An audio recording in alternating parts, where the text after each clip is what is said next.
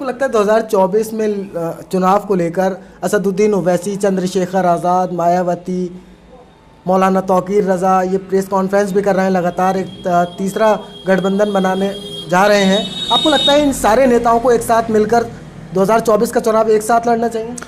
जब हमारे अपने समाज की जिसकी हम लीडरशिप करते हैं, जब उस समाज की बात नहीं सुनी जाती है तो ऐसे नेताओं को एक साथ आने की आवश्यकता है, बिल्कुल आवश्यकता है।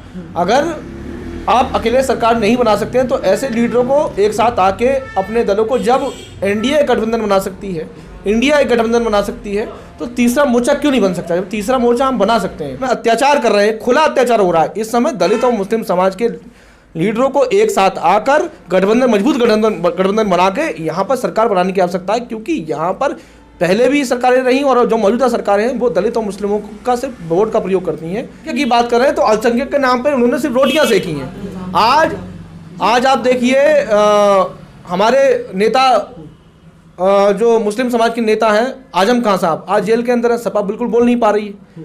तो कहाँ पीडीए है? पीडीए कहीं नहीं है, वो सिर्फ उनके दिमाग की उपज है और वो अपने दिमाग की उपज का बस लोगों को समाचार मीडिया में चलवाते रहते हैं। पूरे देश के अंदर एकमात्र ऐसी सीट आपको नगीना आपको दिखाई पड़ेगी जब रिजल्ट आएगा। मेरा अनुमान ये है, क्योंकि मैं अभी वहाँ पर होकर आया हूँ, चुनाव प्रचार करके आ रहा हूँ स्वयं, तो वहाँ पर मेरा अनुमान ये है कि एक बड़े जीत के अंतर के साथ में लगभग 1 से 1.5 लाख वोटों का अंतर होगा जीत में, और वहाँ पर चंद्रशेखर आज़ाद जीतेंगे।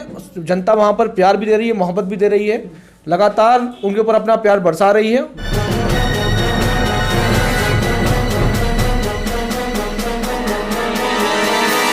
मीडिया वॉइस, आपकी आवाज। सभी का स्वागत है मीडिया वॉइस में। मैं हूं आपके साथ अल्फराज शेख। मीडिया वॉइस लगातार 2024 इलेक्शन को लेकर कवरेज कर रही है और जनता से जानने की कोशिश कर रही है कि आखिर 2024 में तख्ता पलट होने वाला है या फिर दोबारा से केंद्र में भाजपा की सरकार बनने जा रही है। इस वक्त हम बरेली में मौजूद हैं और बरेली में जनता से भी जानने की कोशिश कर रहे हैं कि बरेली की जनता इस बार किसे पार्लियामेंट में भेजने वाली है। हमारे साथ में भीम आर्मी के नेता हैं विकास बाबू साहब, जो मंडल अध्यक्ष हैं। आपका स्वागत है मीडिया वॉइस में। बहुत बहुत धन्यवाद आपका, बहुत बहुत। पहला सवाल यही है, चंद्रशेखर आज़ाद पहली मर्तबा यहाँ से चुनाव लड़ रहे हैं नगीना से। सड़क से लेकर तमाम कोई भी मुद्दा हो, मुसलमान का हो या दलित का हो, किसी भी मुद्दे पर बेबाकी से वो बोलते भी हैं। वहीं दूसरी तरफ असदुद्दीन ओवैसी भी सड़क से लेकर पार्लियामेंट तक बेबाकी से अपनी आवाज़ बुलंद करते हैं, अपने लोगों की आवाज़ बुलंद करते हैं, चाहे वो दलित हो या मुस्लिम हो। अब सवाल ये खड़ा होता है, जब 2024 में गठबंधन बना है उसमें चाहे असदुद्दीन ओवैसी हो, चंद्रशेखर आज़ाद हो, इन्हें अछूत क्यों बनाकर रख दिया? क्या लगता है आपको? देखिए, आज तक जो सरकारें हैं, आज तक जितनी भी सरकारी पार्टियां रहीं, जैसे बीजेपी और कांग्रेस की मुख्य रूप से सरकारें रहीं केंद्र में, उन्होंने सिर्फ और सिर्फ दलितों और मुस्लिमों का उपयोग किया।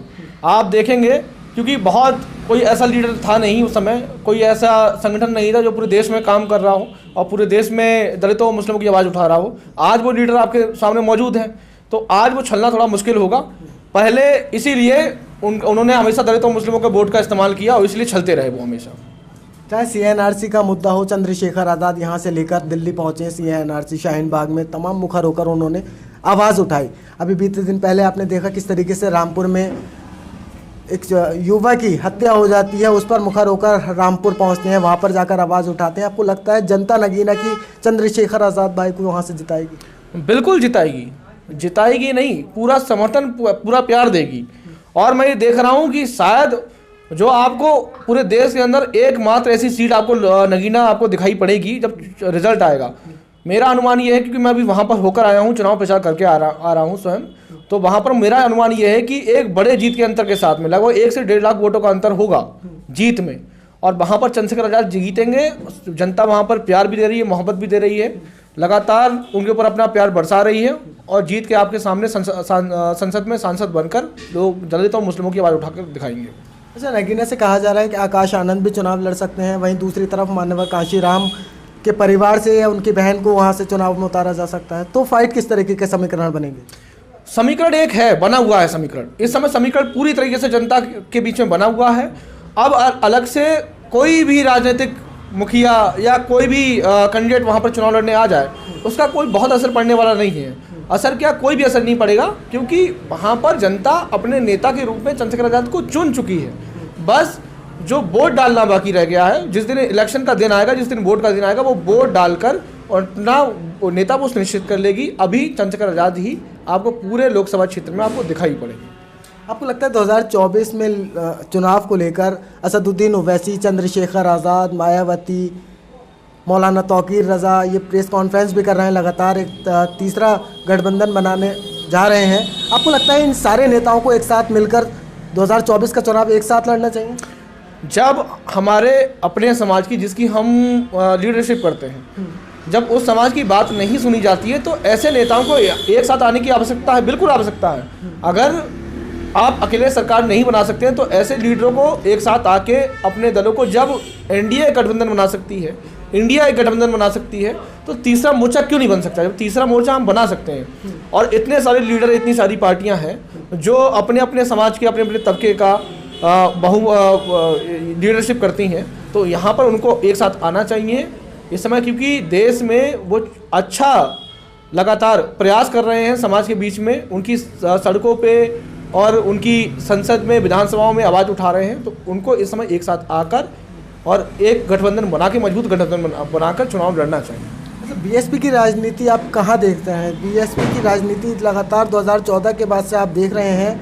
अभी राज्यसभा चुनाव में आपने देखा, वहाँ पे वोटिंग हुई है तो भाजपा के पक्ष में वहाँ पर वोटिंग दी गई है। 2024 में मायावती जिस मुखरता से आवाज़ उठानी चाहिए थी, इलेक्शन लड़नी चाहिए थी, उस तरीके से लड़ा जा रहा है चुनाव? नहीं, शायद उस तरीके से, जिस तरीके से साहब काशीराम ने पार्टी को बनाकर गए और उन्होंने इस पार्टी को एक सफल बहुमत के रूप में भी पार्टी को यहाँ बहुमत दिलवाया यूपी के अंदर, उस तरीके से अगर पार्टी अगर कोशिश कर रही होती तो आज शायद उसकी इतने 206 207 सीटों से एक सीट ना रही होती। आज पार्टी अपना जो वोट है, आपने देखा होगा कि लगभग दलित वोट 20% के आसपास है, आज वो वोट खिसकते 12% के आसपास चला गया। जो पिछले चुनाव में हमने देखा कि मायावती जी को 12% वोट मिला। आज वो वोट शायद इस बार चुनाव में अगर उन्होंने सभी लोगों का साथ नहीं लिया तो इस बार, क्योंकि वो लोग पहचान चुके हैं मायावती जी डरी हुई हैं, उनके कुछ कारण हैं, उस कारण को बोलना नहीं चाहूँगा मैं, तो इस वजह से डरी हुई हैं, इस वजह से वो खुल के मैदान में नहीं उतर रही हैं, जिसका नुकसान वहाँ आप उनको उनकी पार्टी को देखने को मिल रहा है। और अगर ऐसा ही रहा तो ये पार्टी जल्द ही ख़त्म होने के कगार पे भी दिखाई पड़ेगी आपको। सबसे बड़ा सवाल एक ये भी है, अखिलेश यादव तमाम मंच साझा कर रहे हैं राहुल गांधी के साथ में, पीडीए का फॉर्मूला, पिछड़ा दलित और अल्पसंख्यक या अगड़ा, इस पर भी कंट्रोवर्सी हो रही है। किस तरीके से देखते हैं, ये जो है वो अल्पसंख्यक है या अगड़ा है? ये ना तो अल्पसंख्यक है ना ही अगड़ा है। ये पहली चीज़ तो ये पीडीए का अगर आप देख रहे हो तो पहली चीज़ तो पीडीए पूरे रूप में है नहीं, ठीक है। पिछड़ा दलित और अल्पसंख्यक की बात कर रहे हैं तो पिछड़ा कहाँ है? सिर्फ एक पार्टी मतलब पिछड़ा नहीं है। और दलित कहाँ है? दलितों का उसमें कोई प्रतिनिधित्व है नहीं। किसी तरीके से वो ये कोशिश नहीं कर रहे हैं कि दलितों को साथ में लिया जाए। अगर दलितों को साथ में लिया गया होता तो शायद यूपी के अंदर आज अखिलेश यादव की सरकार बनी हुई होती। और अल्पसंख्यक की बात कर रहे हैं तो अल्पसंख्यक के नाम पर उन्होंने सिर्फ रोटियां सेकी हैं। आज आप देखिए हमारे नेता जो मुस्लिम समाज के नेता हैं आजम खान साहब आज जेल के अंदर है, सपा बिल्कुल बोल नहीं पा रही है। तो कहाँ पीडीए है? पीडीए कहीं नहीं है, वो सिर्फ उनके दिमाग की उपज है और वो अपने दिमाग की उपज का बस लोगों को समाचार मीडिया में चलवाते रहते हैं। इसका कोई फर्क नहीं पड़ता। इस तरीके से आप सिर्फ और सिर्फ नेतागिरी अपने लिए कर रहे हैं, ठीक है। सिर्फ एक जाति की नेतागिरी कर रहे हैं और एक जाति से आप ना तो इस प्रदेश में सरकार बना सकते हैं और ना ही इस देश में सरकार बना सकते हैं।